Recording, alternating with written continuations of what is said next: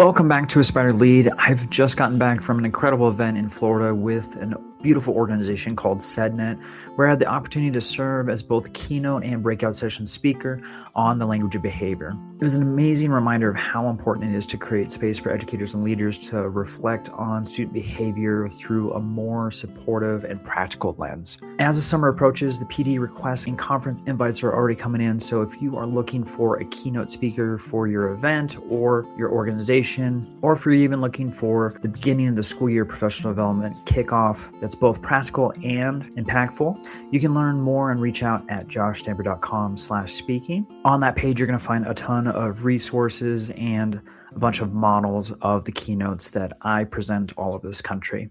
Now, in today's episode, I'm excited to bring you a conversation with Erica Bear and Tiffany Burns, co-authors of the School Leader Playbook for Tough Conversations, as we talk about what it really takes to have hard conversation with clarity, compassion, and confidence, and how school leaders can prepare for the moments that matter most. Their book is a beautiful and powerful resource for anyone who wants to strengthen relationships, improve communication, and lead with greater intention. So let's jump into the conversation as we get into a bunch of important strategies for both our aspiring and our current leaders.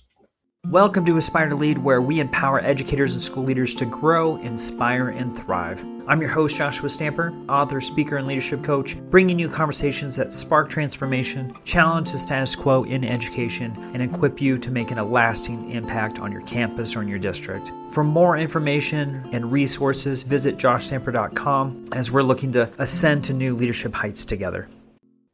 All right, welcome back to Aspire to Lead. I have two fantastic folks with me who have a brand new book that is just released, so you need to go out and grab it right away, and we're going to talk more about this resource. But thank you, Erica Bear and Tiffany Burns, for being on Aspire to Lead. Thank you so much. We're thrilled to be here. Thank you, Joshua.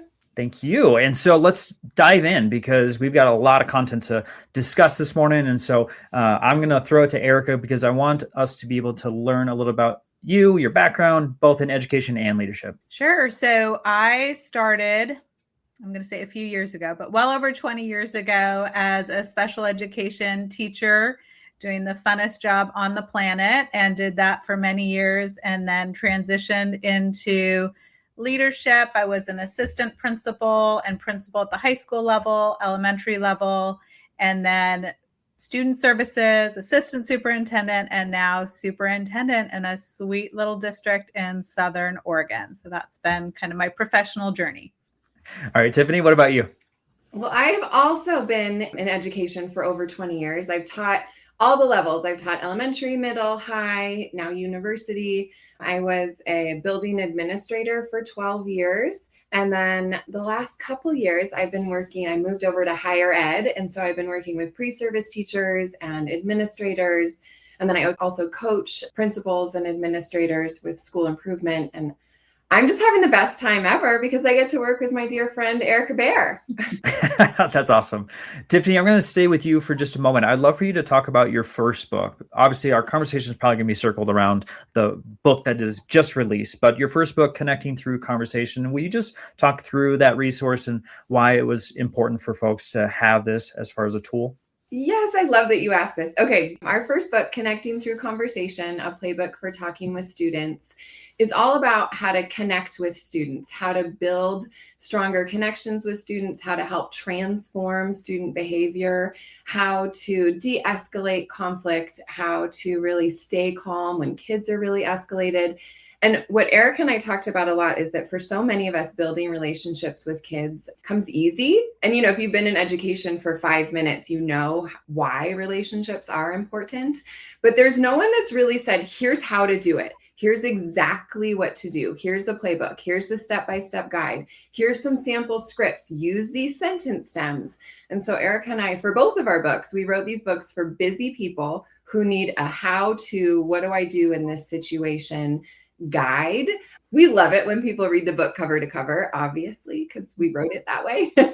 But the table of contents is set up so you can go straight back to that piece that you really need. Like every section has connecting it's at the end of the chapter. So you can see these are the really important salient points. And again, we wrote it to be just to be this helpful guide. And so many folks with our first book have said, I literally keep this in my back pocket. It's just written in a really conversational tone with a lot of real stories. Names changed, identity pieces changed, but just stories from our experience of working with kids. Yeah, and we've just had such an amazing time and privilege to be able to go around the country and share this work with different schools and districts. And we knew this to be true when we wrote it, and it's become more and more apparent as it's grown. We struggle in education, as everyone is painfully aware, with longevity in the profession, with burnout, with wanting to show up to do this really, really important work every day.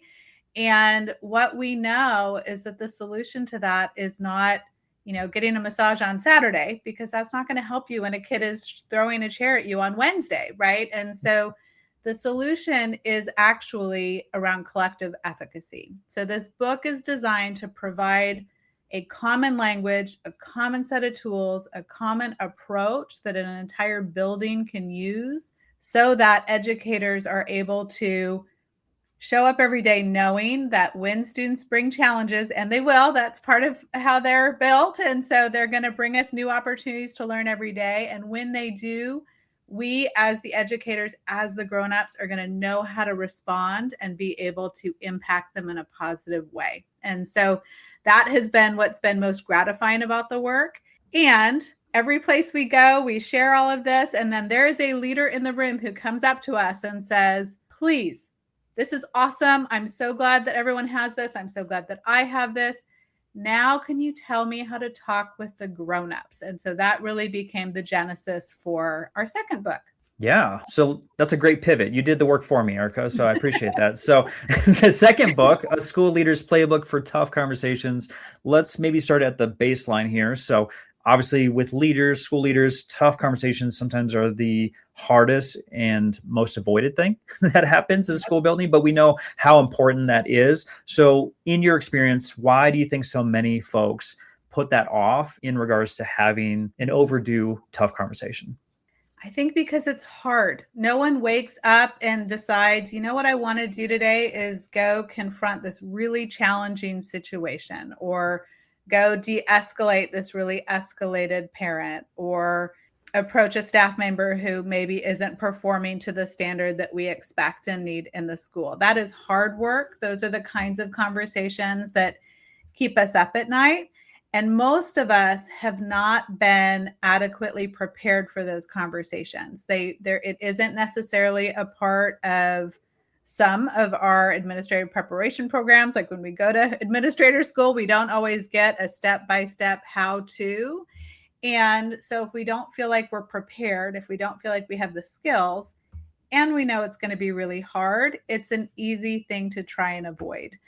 And I think the other big factor for all of us, even those of us who've been doing it a really long time, there's always a fear that we're going to damage the relationship or damage the connection we have with someone. And so what we really did in this book was describe an approach and a set of strategies that will allow you to really build that connection and use these conversations to actually strengthen relationships and provide the tools so folks can go in feeling prepared and confident and know that they're going to have the best possible outcome, that they've done everything they can possibly do to bring that best possible outcome forward. I absolutely, Erica. And I think the other piece too, I think it's that we're worried that how it'll impact the relationship between us and the staff member. But we also know that, as school leaders, we aren't able to share so much information. There's so much that we have that's behind the scenes that's confidential, or that's a personnel issue or a private student issue. And so other folks can go have conversations about the conversation that they had with us or what's going on, and we don't have that ability. So I think it's also a concern of, gosh, if I address this poor performance, or if I address this negativity with a staff member, what is that going to do to the rest of my culture? How is that going to impact everybody else in the building?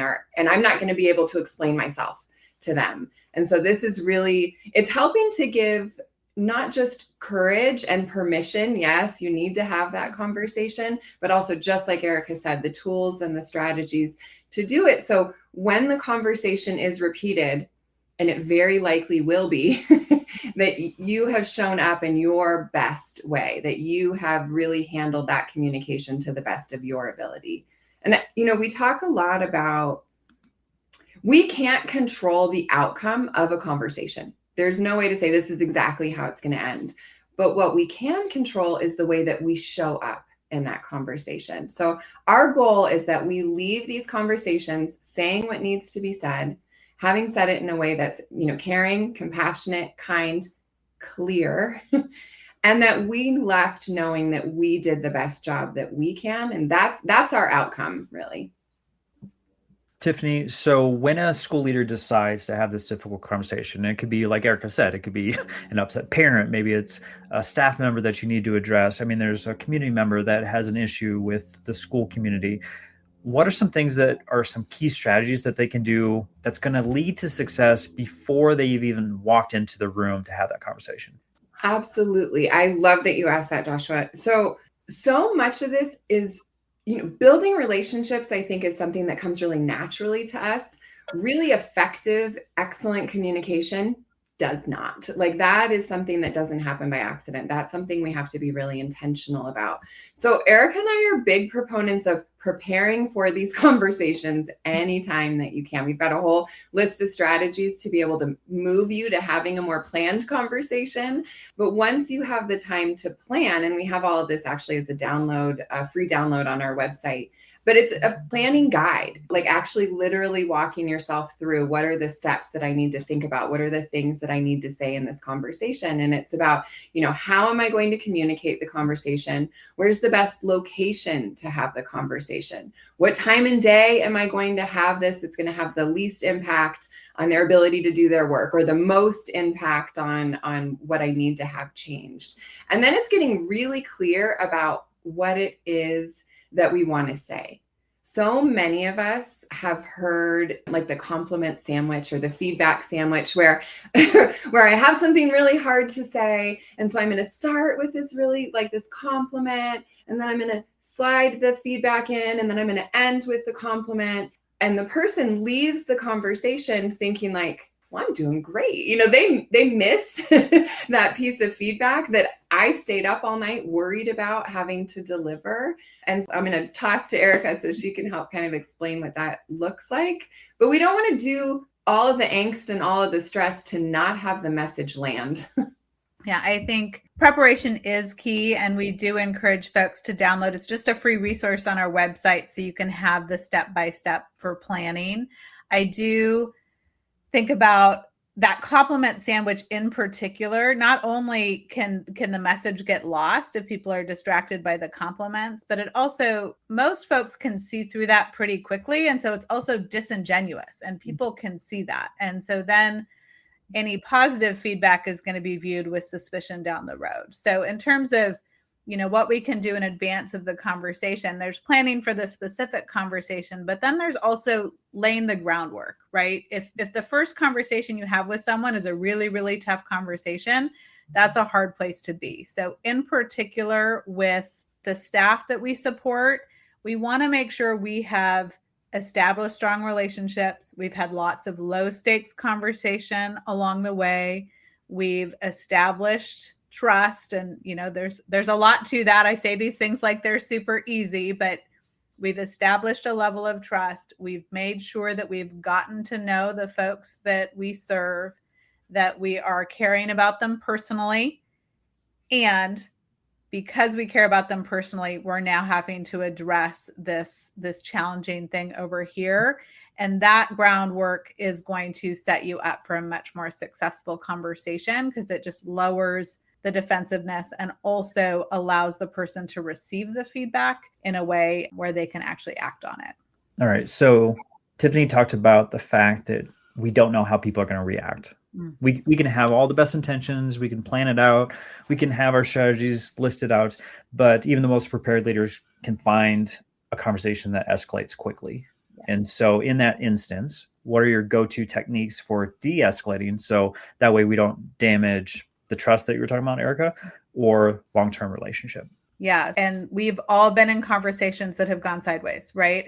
And so I have found the fastest way to de-escalation is two parts. One, it is to listen very carefully. We're really trying to understand what is the angst under the anger. What are the things that are leading to this response, especially because oftentimes if we didn't have an opportunity to prepare and someone has just shown up and they're on fire, they're hot, and we're trying to figure out how we can communicate through that, it begins with listening. It begins with really trying to understand what's going on for this person that's leading to this response, justified or not. There's something behind it. And so we need to figure out where that's coming from. And so very careful listening, really, making sure that we're saying things like, okay, I want to make sure that I'm understanding the totality of the issue. This is what I'm hearing you say. What might a solution look like for you? I'm trying to make sure that we can find a way to get to a solution for you. So it's about listening. And then as part of that process, the other thing, leaders tend to be good talkers. So I do like to advise people to remember, and this is true with kids too, right? When someone is escalated, they can't really hear what you're saying. And so it's really critical that we are, choosing our words carefully and leaving space for the other person to do the majority of the talking. And so we might be asking some questions. We're demonstrating that we're learning, but our job when someone is escalated is not to add more noise to the space, because what we know is that when someone is stressed, when they're escalated, any noise at all can activate their amygdala further. And so their stress response increases. This is why, when we're driving and we get lost and worried, we have to turn the radio down so we can see better. The same thing is true with our voice, as lovely as it is. And so we have to be really careful to not add that to the space. And then for the success of the conversation, I think, Tiffany, it would be great if you could talk about how emotions are contagious and we want to do everything we can to use that for the power of good. I love that. I absolutely want to jump in there, but I want to touch on just a thing that you said before about the listening. When we're listening, like the book includes a number of sentence stems that are just really clear. Say this is what to say, tuck this in your back pocket. But when we're listening, there are specific things that we're listening for, right? Like we are listening for points of agreement.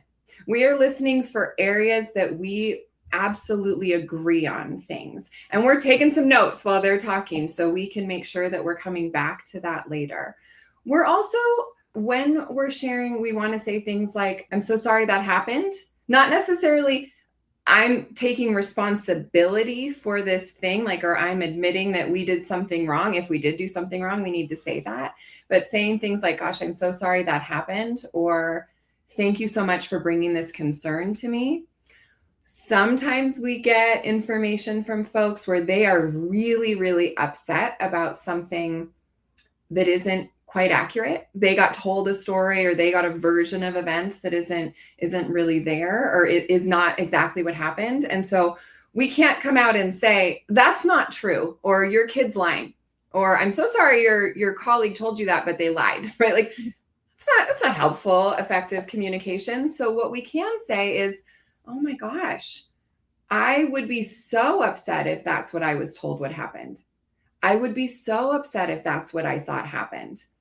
And then you kind of wait for that to land. And then it's, can I share with you some other information that I have? Or can I share with you, what I was informed about the situation? And so you're helping clarify that for them.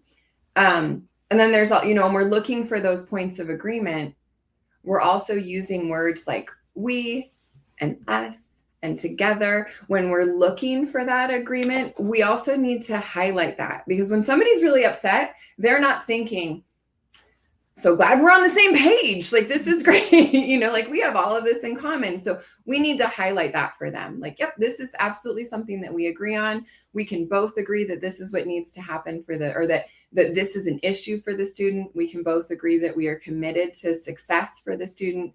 Whatever it is, we're saying we can agree on that. And then we're using those words together, we, us, So they're seeing and they're hearing that we actually are partners on this and we're working to partner with them. And I'm happy to talk about emotions are contagious, Erica. Yeah, go for it. Just remembering that emotions are contagious. We are hardwired for connection as humans. And so we all have in our brains mirror neurons. Erica and I call these empathy cells. And Joshua, I know you are familiar with this. But it's the parts of our body in our brains where as humans, as empathetic humans, when we notice and we observe someone else having some kind of emotional experience, our mirror neurons actually start to mirror and match in our own bodies what we're seeing and observing someone else experience. Or it can be hearing too. It can happen through the phone. And so it's really easy for us when we start to match, when we start to mirror, somebody's super excited. They're really jazzed about something. We might be having just kind of an okay day. Our mirror neurons start clicking on and they're all of a sudden, I'm really excited because you're really excited. Or somebody can be really, really angry and upset about something. And all of a sudden my mirror neurons are starting to match. And so in my body, I'm feeling angry or upset. Anxiety is one that we can absolutely catch.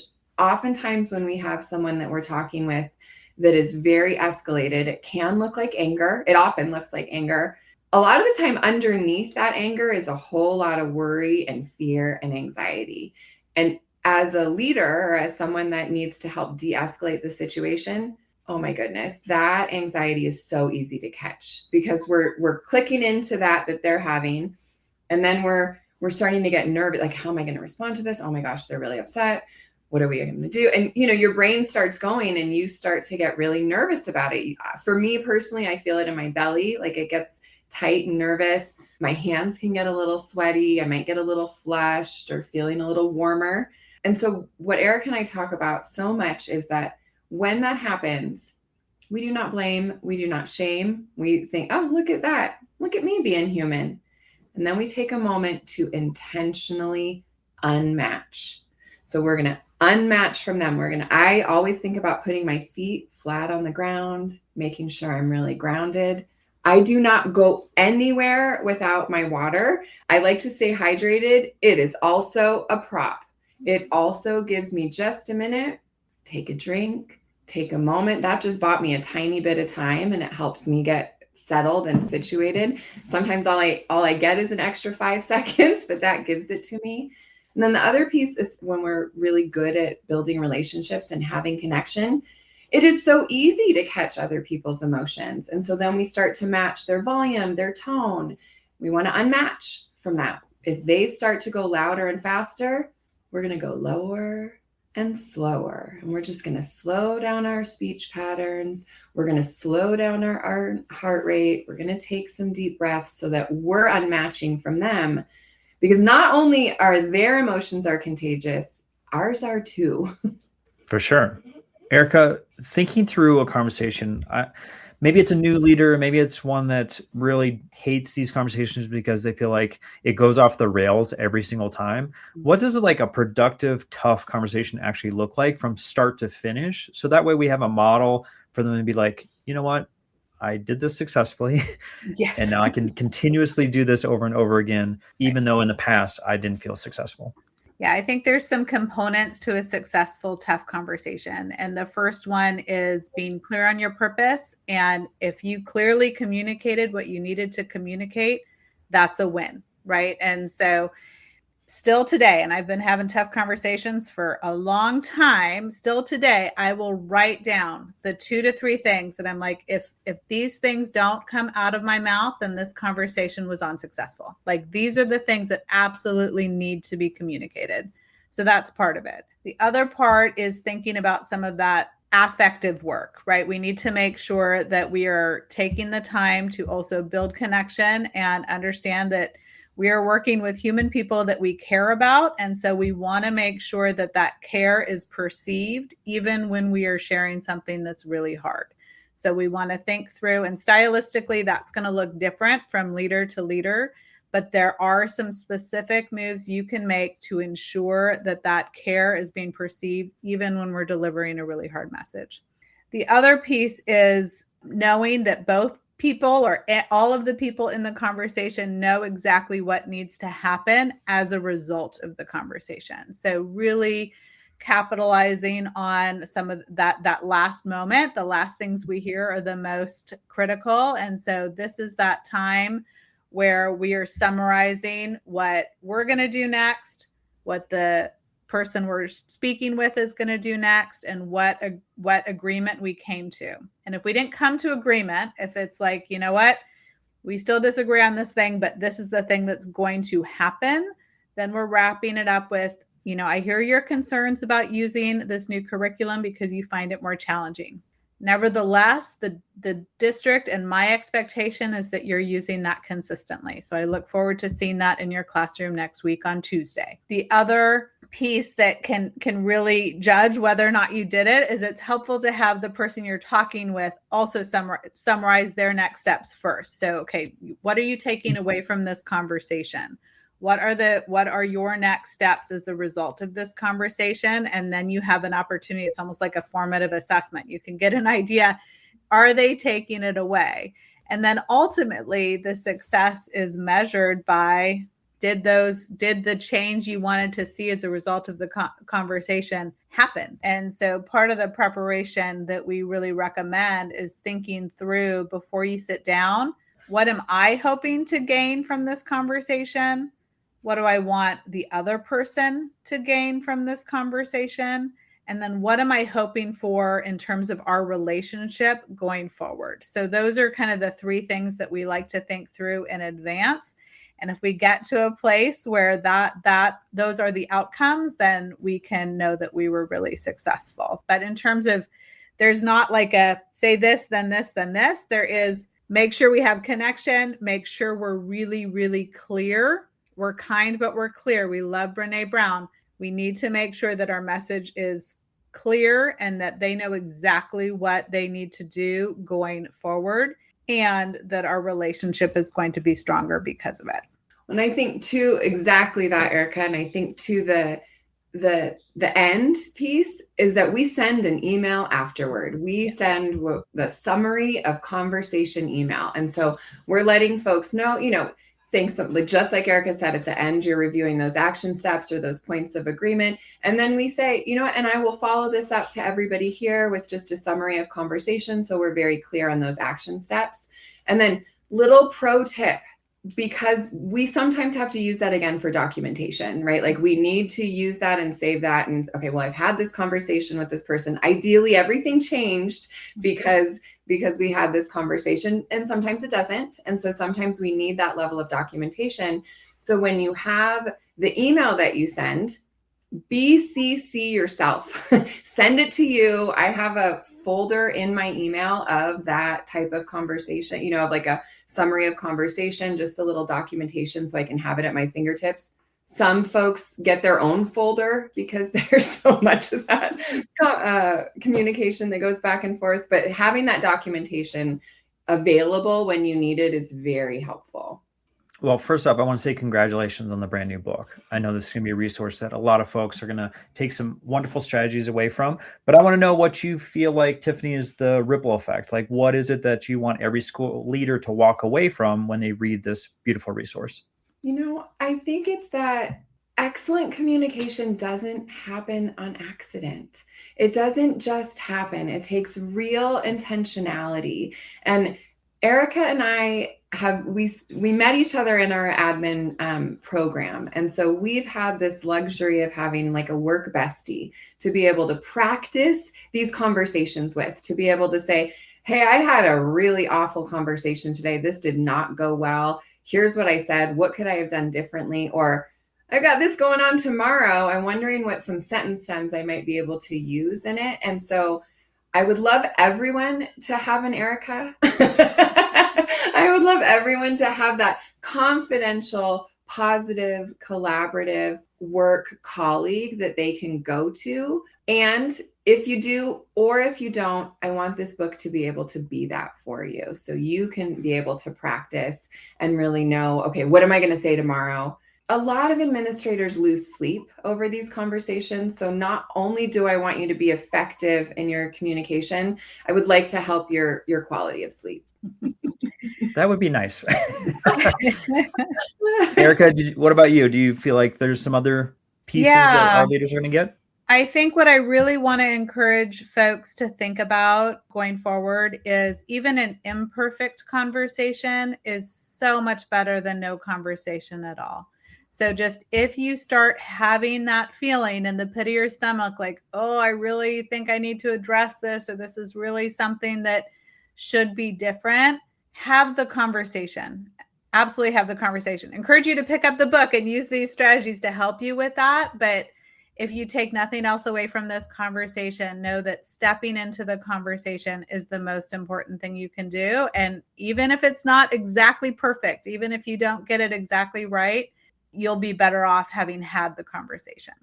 Yeah. And I agree with what you all had said before. And I've said on this podcast, many guests have, is that communication is the greatest skill as far as being a school leader. And you need to make sure that you refine that. But to your point before, it's not something that you get in your preparation program. It's something, unfortunately, that you have to go through with experience to build that skill. And so to have a resource like this to be able to assist in that is wonderful. And so I just urge everyone to click that link in the show notes, grab this resource. I know it's going to help regardless if you're a brand new leader or a veteran, because it doesn't get any easier, especially as more folks seem stressed, high anxiety, coming in with, like you said, that anger or fear, and to be able to have these strategies to make sure that we are getting to the goal at the end is so huge. So with that, let's go into the recommendation of action steps. I do this with all of my guests. And so if there's something our brand new or veteran leaders can do tomorrow or next week to enhance their leadership journey, Erica, I'll start with you. What do you recommend?